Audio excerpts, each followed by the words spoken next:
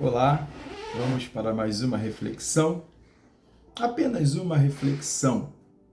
Gálatas 2:20 diz assim: Fui crucificado com Cristo, assim já não sou eu quem vive, mas Cristo vive em mim.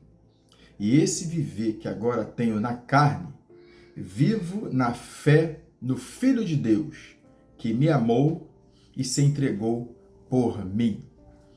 Nós estamos chegando a mais um final de ano. E semana que vem nós já estaremos entrando no ano de 2023. E todos os anos, quando chega nessa data, nós olhamos para trás, pensamos nas coisas que fizemos, que vivemos e projetamos um ano novo, com nova perspectiva, com outras escolhas, que possamos fazer escolhas assertivas, para que o ano novo seja melhor do que o ano que se passou. Quando eu olho para esse texto tratando de uma pequena reflexão, o apóstolo Paulo ele me dá aqui algumas orientações importantes nesse texto, para que a partir do desenvolvimento aqui desse pensamento, eu entendo que a gente possa alcançar um objetivo bem melhor no ano de 2023.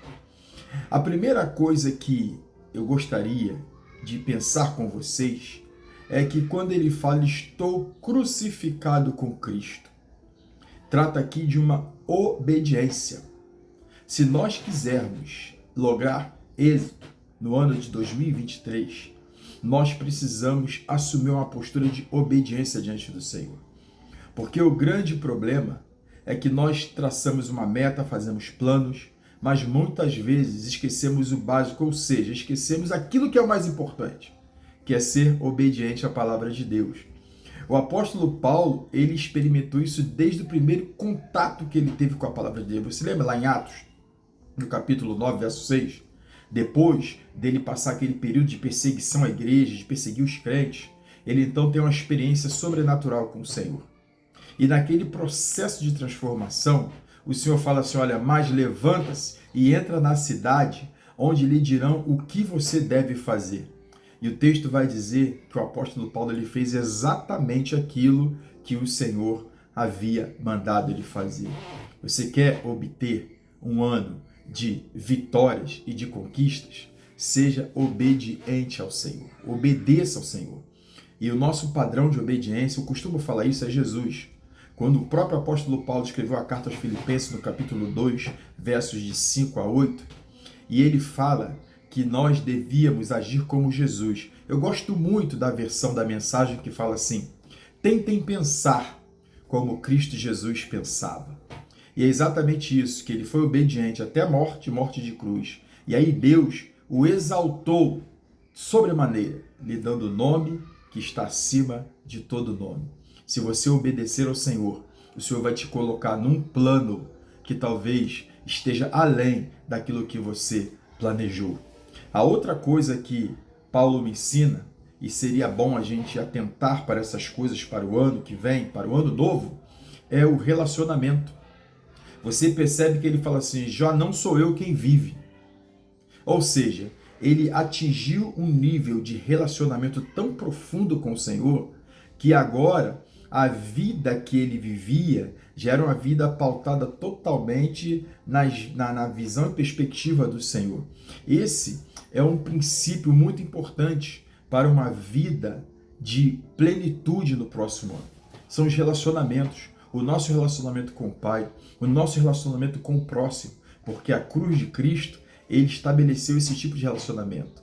Aquela haste que é a vertical, ela representa ali a ligação entre o homem e Deus. A haste que é horizontal, ela faz a ligação ali entre o homem ao homem, e Jesus está no centro de tudo, ou seja, Jesus é o centro dos nossos relacionamentos. Que a gente possa se relacionar com o Pai, se relacionar com o próximo, a partir da perspectiva bíblica.